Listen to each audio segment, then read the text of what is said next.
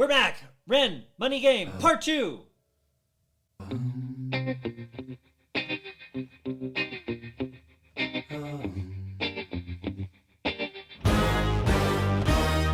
Strange time we're living in, panic and hysteria. Poor man learn, the rich man don't care for your narcissist mindset spread like malaria. Sit back and watch the show.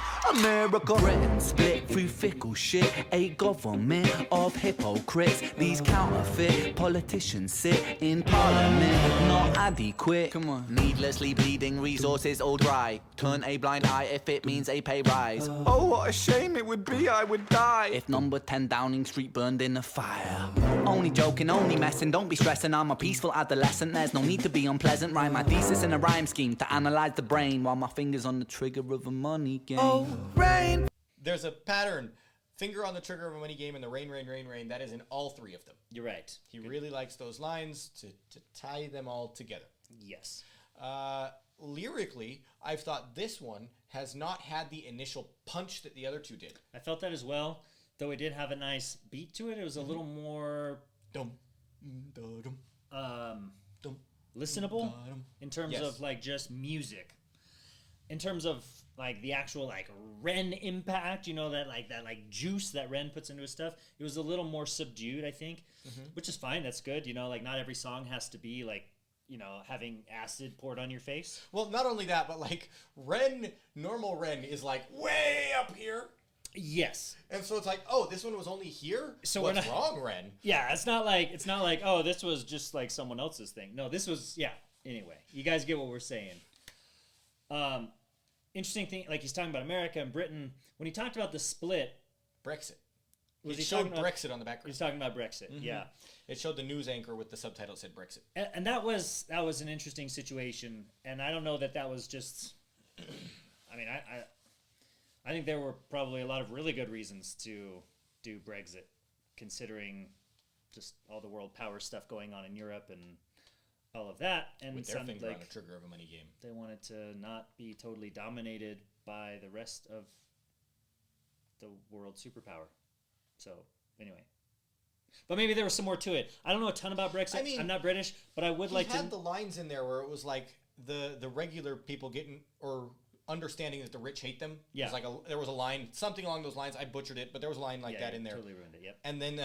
but Brexit is kind of like that. It's like the regular people are like, I'm being dominated by these higher economic powers. Can we just like get out from under them? Yeah.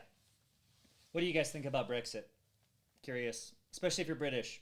If you're not British, chime in too, because maybe you have something interesting to say. But I will give extra weight to the Brits on this one. I'm not one of those. Rain, rain, rain. A storm, it comes our way. And no surprise to distorted lies. Poison in the veins, but we not upon the blame. It's easier to blame. We point the mirror at ourselves. We're all part of this whole... So that entire chorus... That whole sequence, yeah. That whole chorus was in the first money game. But it didn't make it into the third money game. A couple of the lines did, but not that whole sequence. Oh, money game. Which it is a very important line. And I think this is really the essence of this money game series is point the mirror at yourself. You know, it's easy to blame. It's easy to be like, they're the problem. It's them rich people. But as Michael Jackson said, you got to start with the man in the mirror. He did say that. He did? He also said other things. Mirror at ourselves. We're all part of this whole money game.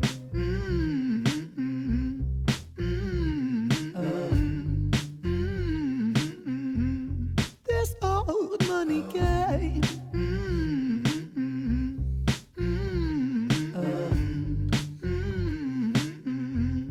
This old money is a game and the ladder we climb turns a saint into a sinner with his finger in crime. I'll break it down for you motherfuckers line by line. This is business economics in a nursery rhyme.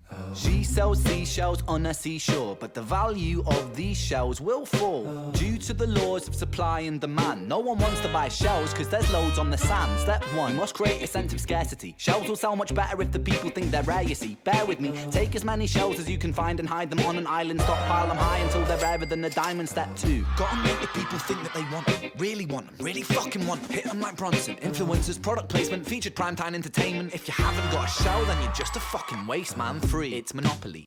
All right, he is like... This verse is much stronger. Yeah. I like this verse. It's a very accurate representation of the dark side of capitalism. This like let's take all these resources that like people are just like, oh, it's cool, you know, like no one cares nifty about to have it, but it's not like I don't need that in my life. And then you just bombard people with like advertising and the news and all these things. Be like, you need this, you want this. Like if you don't have this, like what are you even doing with your life? And then you're like, I need that thing that I didn't really need before, and now it's expensive, but Chase has it, so I need one too. Well, what's the investment show where the guy like throws tables and everything? Do you know that show on NBC? Shark Tank. No, it's like Crazy Money or something. That show is the epitome of this problem. Where he's like, look, invest in this place. This place is great. It's awesome. And then the value goes up and everyone who knows anything just sells immediately. There are actual, like, robot-run funds that what they do is do the opposite of what that guy says to do, and they are extremely profitable. But it's because this is the game that they're playing. The game is make everybody think that this is just amazing, that they want it, that they need it, that they should buy this stock. Yeah. And they buy the stock, and the value goes up, right. And then everyone who's actually in on the game, all his buddies who are, you know, giving him a couple of $bucks to, you know, raise the value of whatever it is on TV, they're the ones who sell. They're the ones who actually make the money.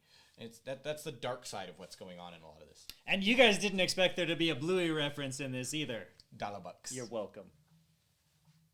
Invest inside some property. Start a corporation, make a logo, do it properly. Shells must sell, that will be your new philosophy. Swallow all your morals, they're a poor man's quality. 4. Expand, expand, expand. Clear forest, make land, fresh blood on hands. 5. Why just shells? Why limit yourself? She sells seashells, sell oil as well. 6. Guns, sell stock, sell diamonds, sell rock, sell water to a fish, sell the time to a clock. 7. Press on the gas, take your foot off the brakes, then run to be the president of the United States. 8. Okay, these lyrics are on fire. Yes, these are such great analogies, and just like rhyme after rhyme, just line on line, just boom, boom, boom, boom, boom, like a machine gun, like blasting you in the face. Thank you, Ren. This is what I come to expect. This is what I expect. Verse 1 was a little subdued. It was like, oh, okay, he's going over the basics. It was a ramp up. Yes. That's what it was. It was getting you warmed up because you weren't going to be able to handle just jumping right into minute 4. Like, you weren't going to be ready for that. So he's like, let me give you a little milk before I slap you in the face with a steak. Yeah, that's what that was. That's what that was. My respect. Here you go. Thank you. Whew. Press on the gas, take your foot off the brakes, then run to be the president of the United States. 8. Big smile, make big wave, that's great. Now the truth is overrated, tell lies out the gate. 9. Polarize the people, controversy is the game. It don't matter if they hate you, if they all say your name. Oh. Oh. That was a... I mean, that's really a burn on every strong man leader in the world. Yeah. And that's why it showed so many of them. But particularly, I think it was a poke at Trump. Yeah. Interesting thing, you know, he uses the president of the United States here, but I'm going to actually, like, point out that, and he also, like, uses examples in here, too, visually, but it's not just, like, the president position, per se, but political office, per se. So, like, Congress is, like, huge for this. Like, the people in Congress end up, like, going to Congress and then becoming millionaires and billionaires. Well, they make like, you know, $100,000 a year, and of course you're going to be a $3 millionaire in 2 years on that income. Yeah, exactly, right? Yeah, and so it's like these positions where, and then it's so funny because we have come to just expect politicians to be dishonest. Like we equate dishonesty and like being a crook with being a politician. Like they're like the same thing to us is just like a thief in a suit. Like we all think that. Mm-hmm. You know, we're never like, oh man, like I'm so glad a politician spoke about this thing. Like they're so honest. You know, like no. Like you say whatever. Like we don't even trust any of that. Like it is nonsense. You know. Well, and this especially in the current climate we have, where social media will boost any clicks of anything controversial, it is in so much the benefit of every politician's mind to go, what do I need to do today? Controversial topic! I need to incite controversial topics and raise money. As long as I'm doing those two things, I can sit on this money wave forever. And so you get these All morals out the door. Yeah, you get these scenarios where the incentive is to create the division, right? Because then you got like these like teams who are like have this tribal impact. That's like a primitive driving force, right? So it's not just like, hey, let's be smart and use our critical thinking and our wisdom and love and compassion and all the things that we think of as like higher functions. Those are great, but look at what that person said. Yeah, exactly. It's like, let's drive to the most primitive functions of like my tribe versus your tribe, my species versus your species, until like we are so entrenched with battling each other, like human against human, that we will spend so much money and time and effort and all these things to destroying somebody else, or at least like making them look bad or whatever. But then the person like standing above the cliff, like watching all this stuff happen down below, is the one laughing like, I'm rich now because look at these fools who don't think for themselves, who don't look in the mirror, and who don't watch Ren and subscribe to him, because that's what they should be doing. And then this wouldn't happen. That, I think, is the message here. I was watching an interview with an author who had just written a book kind of detailing a potential way the U.S. could have its downfall, essentially was what his book was about. But what he did is he went and talked to opposition researchers. In the political world, these are people who go find out the dirty details about all the politicians. And the guy goes, oh yeah, all that bad stuff, yeah, that's all in the book about that guy. The book? There's a book? He goes, oh yeah, there's a book on every politician. You have a book on every politician. Oh yeah. Can I see one? He goes, well, these are illegal to have, but I could put it on a Google Drive for you, and you could go pull it off the Google Drive and look at it. Potentially, that could happen. And so he's like, okay, so he gets a couple of these books and he looks through them and he realized something, that they weren't looking for the bad things in the politicians. They were looking for the good things in the politicians and what they could do to twist them to make them look bad. And that's how dirty the game is. So now you know. Wow. We're all learning things. I'm polarized the people, controversy is the game. It don't matter if they hate you, if they all say your name. 10. The world is yours. Step out on the stage to a round of applause. You're a liar, cheat, a devil, a whore, and you sell seashells on the seashore. Rain, rain, rain. What a lyric! Holy smokes! Wow, that was money. Somebody used to just take that and like put that on a frame or something, like those little like sticker letters. Sell that on Etsy, man. Wow. That was so short, so sweet, and so poignant. Wow. I like that he keeps playing Wolf of Wall Street videos. Yeah, right. Recently, the Wolf of Wall Street, who had corrected his ways after prison, got caught in another scam. Oh, he got caught in another scam? Another one. Crypto this time. Where else are you going to find scammers right now? He's all like super penitent in his book, like not that penitent, but penitent enough. He's like, I don't do that bad stuff anymore. He only got involved in a $500 million pyramid scheme, got out early, and yeah, no big deal. Oops. The world is yours. Step out on the stage to a round of applause. You're a liar, cheat, a devil, a whore, and you sell seashells on the seashore. Rain, rain, rain, rain. A storm, it comes our way. And no surprise to distorted lies. Poison in the veins, but we died upon the blame, blame, blame, blame. It's easier to blame. We point the mirror at ourselves. We're all part of this whole money game.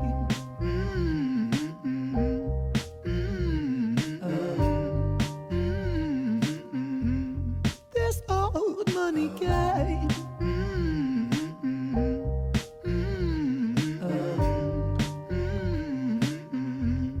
This old. Really cool thing that happens right here toward the end as he's kind of doing the fade out is he shows pictures of Charlie Chaplin playing Hitler. And I think that he does this as part of this because essentially he's telling the story to talk about the wrongness, essentially, of the whole money game, as he calls it, right? And showing the Charlie Chaplin in this scene when he's showing all these other politicians, things like that, I think that's his way of expressing the absurdity of world domination, essentially, right? Like the absurdity of tyranny. And because that's what Charlie Chaplin is, right? He's a comedian, a parody artist, and Many of you may have never heard of him, but go look him up. He's one of the oldest parody artists that we have on TV, one of the great spoofs and comedians of not our time, but a time before ours, but still Before the age YouTube. of television. Anyway, so that was an interesting little detail in there where he kind of fades that out into that, just showing a little more like, just to rub in like, yeah, this is absurd, guys. Come on, let's tune it up a notch. Let's bring the culture up a notch. And that's Ren. That's Ren. He does such a good job with each line of making sure that it is going to impact. And if the line doesn't impact, it is building up to lines that will later impact. Yeah, it's just like... There's no question when he's putting something together at this point in my mind that it's going to be fire. But when I was like, yeah, Ren's usually up here and that was down here, I'm like, what's wrong, Ren? Oh, he was using it as the foundation to set up for the second verse where he really hit hard. Yeah. Then the second verse was like, what, 3-4 times the length of the first verse? It was there. It made it happen. Yeah, so, again, amazing. Ren's work is so good. Well, and here's the thing. I had never really considered like just the absurdity of the concept of selling seashells by the seashore. You know, we have that tongue twister or that nursery rhyme, whatever you want to call it. Mm-hmm. You know, like she sells seashells by the seashore, but like they're free by the seashore. You know, Yeah, I like, had never thought of that. you just go get it. Like, I mean, don't get me wrong, support your local businesses or whatever, but it's free. You know, so whatever. Yeah, I mean, and there's like, I don't think he's making a point that like all business is evil. Right. And I don't think his point is that all money is evil either. Right. Though I think he might, if you were to ask him, he might say yes to that. I don't think he's going to say, well, the company who sold me the guitar that they spent their blood, sweat, and tears putting together, they're evil too. I don't think that's quite what he's getting at. I don't think so either. I think it's about like what he's terming the money game, where it's about like the acquisition of wealth being the end all be all. Yeah. Right? Yeah. Which it can't be because it's not an end, right? It's a means, and if you make it the end, it's a means to a never ending end. Yeah, well, and So it's like a never ending means that just like and that's how it's like bottomless. And so you go higher and higher and higher and higher and higher until you break, which you see in part 3, which you should go check out part 3. I won't spoil that if you haven't seen that yet. amazing. I'm gonna link that in here. I'm not. I do think Mac that is. part 3 was the best of them.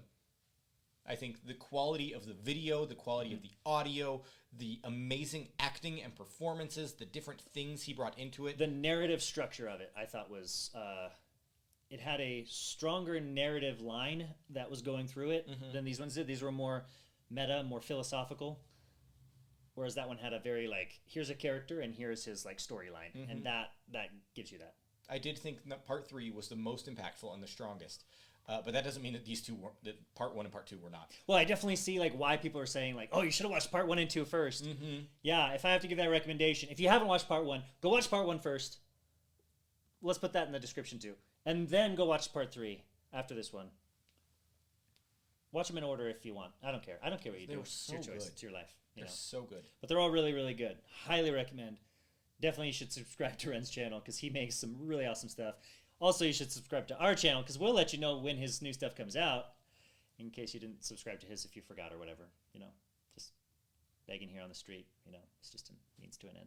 If you haven't seen our part 1 reaction, that'll pop up right here. If you haven't seen our part 3 reaction, that'll pop up right here. Did I just do gang signs? We'll see you next time. Snap. I think I just threw gang signs on the screen.